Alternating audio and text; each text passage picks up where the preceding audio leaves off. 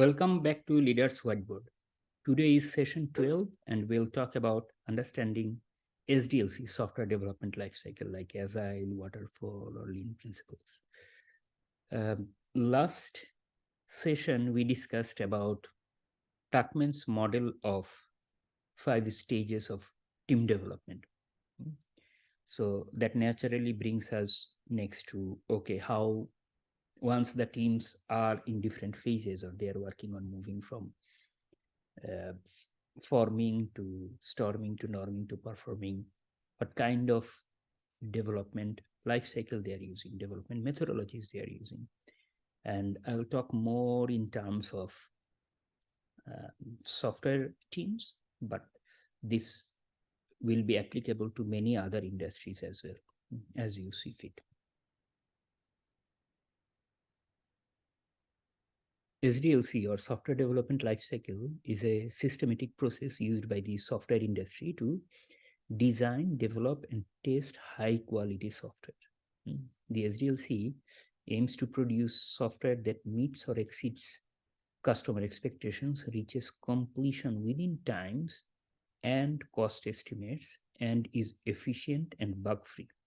At least that's the goal or target of the SDLC. Anyone who worked on many different software projects, you know that often that is not the case. We cannot always deliver on time or with the right quality or within the budget and so on. Yeah, but that's the goal. The SDLC makes it easier to do it so that it doesn't go too bad or too far from estimate or resources and other things. And there are different ways companies have tried to handle it using different kind of methodologies. So today we'll look into some of those methodologies. Which ones? So first we'll start with the most simple, the most basic one, which is waterfall model, which is also the oldest one. And then we'll talk about agile methodologies. We'll touch a little bit on lean principles, and we'll mention a few other SDLCs as just as an example so that you can explore further on your own. So let's start with the waterfall model first. So what is waterfall model? So waterfall model is one of the earliest methodologies used in software development and is a linear and sequential design approach. The process is divided into distinct phases, and each phase must be completed before the next one begins. There is a little to no iteration or overlap between these stages. What are those stages? Okay. Requirements analysis, design, like system design, user experience design, technical design, implementation, or what we call coding, testing, deployment to production servers or cloud or on-premise servers, data center, or in a machine, right? And then maintenance, because once you develop the software, you have to continue to maintain it, keep it up to date, patch it, right, and so on, fix it when customer complaints comes, and so on. So these are the stages of waterfall model, and these are done sequentially. That means you start with requirements analysis, then you do design, then you do coding, then you do testing, then you do deployment, and then you continue to maintain it. This is early model. It's simpler, it's intuitive. You finish one step, then you go to the next step, and so on. So that is its advantage, simplicity, but it has a lot of disadvantage as well.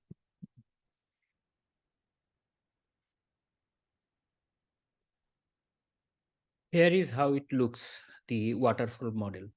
It starts from one stage, goes to the next stage, and then the next stage, and so on. It doesn't come back, as if the water is falling from up to down, like it cannot go from down to up. So what are those stages? Requirements analysis, system design, then implementation, what we call coding, then integration and testing, and then finally deployment to production, and then maintenance. This is waterfall model. Definitely there are advantages. It's very simple. It's one of the oldest. You don't have to think through much. You just follow instruction and get it done, one by one.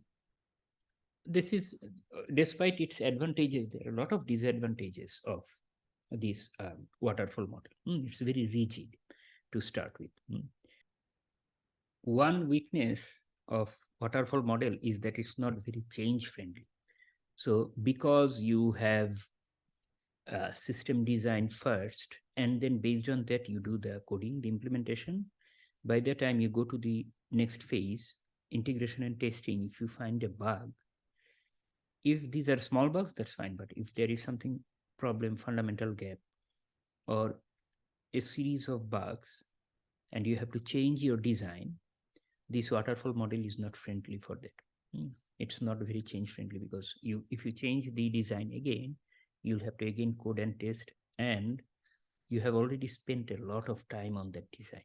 So you are going to basically do the double work there, because all these happens at all these blocks happen in big chunk. The requirement analysis happens for quite some time, big chunk, and everything final. Only then you move into system design, do thoroughly the design, everything final, and then you do coding thoroughly, right? And then you go to testing, and then you found bugs in testing. Now what? You have already spent a lot of time in the earlier 3 stages. Whatever work you're doing, it's a double work right now. And complicated systems, software systems definitely will have bugs, problems, issues, design gaps, and so on, requirements gap, and you may have to rewrite some of the thing, or you may have to redesign some part of it, and waterfall model is not friendly for that. It's a huge budget loss or cost overrun. You go through that. So that's the primary drawback of waterfall model. And all these brings some customer dissatisfaction, risk and uncertainty. The users are not being able to give feedback real time or at a very close time. They know after a very long time if something goes wrong with the project. It's a management nightmare for a project. But again, there are projects where simpler projects where this may be applicable, or it is applicable. It's still used. It's not that we only use Agile. Waterfall model is also used in many places. Although companies have taken active steps to come out of these and move into Agile. The whole industry has moved into Agile. That's what we are going to talk next. So, but have you worked on a team where you are following Waterfall and not Agile, at least officially, not in practice, but officially you are using Waterfall model or one of the variants of Waterfall model? I'd be very curious to know, because the last time I worked on Waterfall model was many years back. In my last like 15 years, I haven't seen, at least the companies I have worked on, I haven't seen Waterfall being used in theory. Again, I have seen one of the Agile delivery methodologies have been being used. So then that's a good segue to get into the next one, which is the most widely used in software teams right now, Agile methodologies, a group of Agile methodologies that different companies use. Let's look at that next.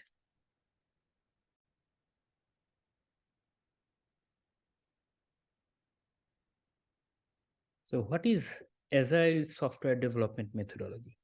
So Agile software development is an iterative approach that focuses on collaboration, customer feedback, and small, rapid releases. Unlike traditional methodologies such as Waterfall, Agile involves cross-functional teams working on portions of a project over set periods of time called sprints. It emphasizes adaptability to change, allowing teams to respond quickly to the evolving needs of customers and the market. The agilemanifesto prioritizes individuals and interactions, working software, customer collaboration, and responding to change. By breaking down projects into manageable units, Agile enables teams to deliver high quality software consistently and with greater efficiency. This as if came out just to address the drawbacks of water methodology. That's Agile. So Agile is saying, don't do anything humongous or huge in one shot, like huge system design or huge requirement analysis, then huge coding, huge implementation testing, and then you think that I have lost already a lot of time, I cannot now make any change, right? That's the drawback of Waterfall. Agile is telling, why don't you break down those huge tasks or huge projects into smaller chunk of iteration, like 1 week or 2 week or 3 week or 4 week work and so on. We call it sprint. 2 week is a pretty standard in many companies. Let's say, why don't you break down the work in several 2-week deliverables, smaller milestones or sprints, and then deliver a little bit and immediately gather feedback, show it to the customer, immediately gather feedback, immediately change the design a little bit, code a little bit, make the bug fixes, and continue to do it second sprint, third sprint, fourth sprint, instead of one upfront huge investment, small rolling investment, development investment or effort. That's the whole idea of Agile. For example, here in this, you see that a team starts with a plan and then they do a design, then they develop, they test, they review how it went, they do some retrospectives, and it happens. Then the sprint 1 is finished, about 2, 3 or 4 weeks time they took, and then they move to the next sprint review. If everything goes well according to plan, they move to the next one, sprint 2. Again, they go through plan, design, develop, test, review, retrospective. Then they go to sprint 3 and so on. And if something didn't work out, they redo it. So that's why it's within smaller time intervals, smaller chunk of work. So you don't do any upfront huge design, huge documentation, and so on. So you are very change friendly. Even if you have to rework something, you lost only a small portion of time. So change is not that big of a deal. That's the advantage of Agile methodology. This is one of the many possible ways Agile can go. This is pretty much generic. But what are some of the concrete implementations of Agile? That's the generic idea we gave. We'll see some actual software development lifecycle by name that falls under Agile delivery umbrella.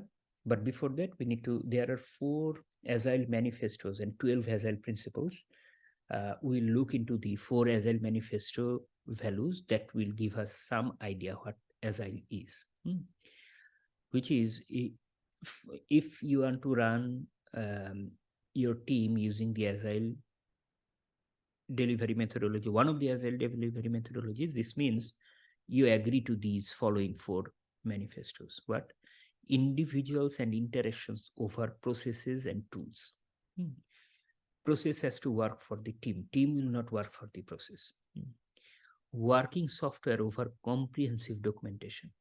So see, these processes, tools, these are all signs of large waterfall kind of SDLC. Here it is opposite.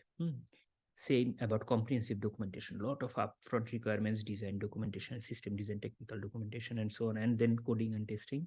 No, here you do small coding, small requirement gathering, and we quickly implement it and get feedback from the customer right away. So working software over comprehensive documentation. We don't need comprehensive documentation. Similarly, customer collaboration over contract negotiation. Instead of, hey, can you give us more time, more money, and so on, we'll give you in the promised quality 6 months down the line. That kind of contract negotiation, or what will be the penalty because I could not give you the project or software on time, right? Instead of that type of contract negotiation, you do customer collaboration. Every 2 weeks, you develop something, you show the customer, are we on the right track? Is that what you are looking for? Is it close? Any feedback? You want us to do it differently? Have you changed your mind? Those are customer collaboration. So they are part of the team. You get frequent feedback from them in an Agile model. And then responding to change over following a plan. While in Waterfall, it was all documented, process-oriented, structured, everything is done. You just follow the plan. Here, That means you follow the plan. Means once you plan it out, you take a lot of time to do planning, but once planning is done, nothing can change or very few things can change. Compared to that, this one, you don't do upfront so much planning. You start with some planning and you start with that, and you, as you build the software, working software, you work on it. So instead, you are change friendly. You respond to team, you respond to changes quickly. The team responds to changes quickly. That these are some of the attributes that has to be supported by any agile um, SDLC or delivery methodology. So what are those? Some of the examples here we see is a Scrum, which is one of the most used one nowadays. Then Kanban, then extreme programming, feature-driven development, Crystal, SAFe, DSDM. These are some of the agile methodologies. Maybe in one of the future episodes, we will talk about some of these implementation, particularly Scrum, Kanban, maybe XP and SAFe, we might be able to touch on. Yeah, but these are many companies that are using it, and my experience tells me 70 to 80% company uses one of these agile delivery methodologies nowadays for this. The next one is lean principles. So lean principles are sometimes kept under agile umbrella, but this came from manufacturing industry. This is a set of rules or principles that, like lean software development, is a translation of lean manufacturing principles and practices to the software development domain. This is adapted from a Toyota production system. It is emerging with the support of a pro-lean subculture within the agile community. Lean offers a solid conceptual framework, values, and principles, as well as good practices derived from the experience that support agile organizations. So here are 8 lean software development principles that I want to discuss with you. Those are like eliminate waste, amplify learning, decide as late as possible, deliver as fast as possible, empower the team, build integrity in, optimize the whole, see the whole. So lean development can be seen as a part of the agile movement and shares many of the same traits, like a focus on customer value and iterative development. However, lean places a much stronger emphasis on efficiency and waste reduction. Lean methodologies can be applied not just to software development process, but to various aspects of IT and business processes as well. Here you see some of those lean principles, like as I was talking about, like eliminate waste or amplify learning or defer commitments. That means deliver as late as possible. Defer commitments. That means make a decision as lately as possible and then deliver fast. Quickly deliver even without having the complete information. Have a working software and get user feedback quickly on it instead of waiting to get something very complete. Put something that is even not that complete to get quick user feedback, right? So that's the deliver first, and then empower your team, build integrity in, and optimize as a whole. These are some of the lean principles. If you use it along with your agile delivery methodology joining together, like let's say you're using Scrum with lean principle, or Kanban with lean principle. These are, or SAFe with lean principle. These are some viable options many teams are trying out nowadays. So these are major SDLCs, software development life cycles, but there are more, not only just these. There are more. So maybe let me tell you a few of the names. It's just good to know, but I guess you may not have to use those.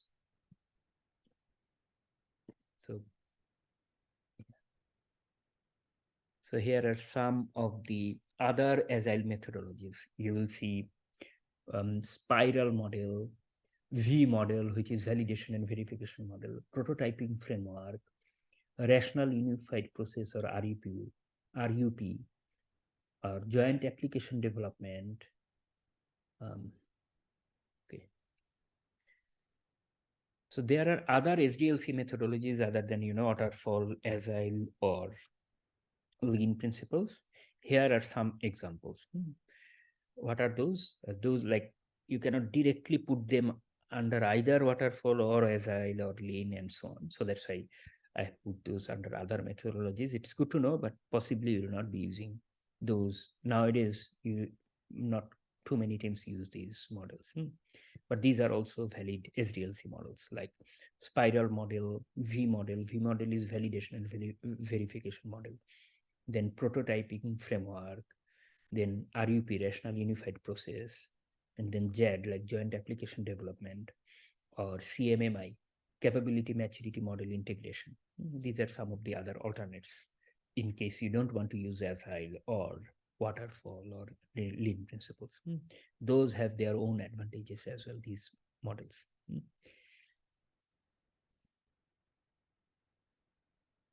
So that's what I wanted to talk about today. I would like to know, what's the SDLC you use for your team? Do you use one of the Agile methodologies? Which one? Maybe Scrum, or maybe extreme programming, maybe feature-driven development, or Kanban or Scrumban? I'm interested to know. Please add comments to the YouTube video and ask any questions, then I'll try to answer you as best as I can.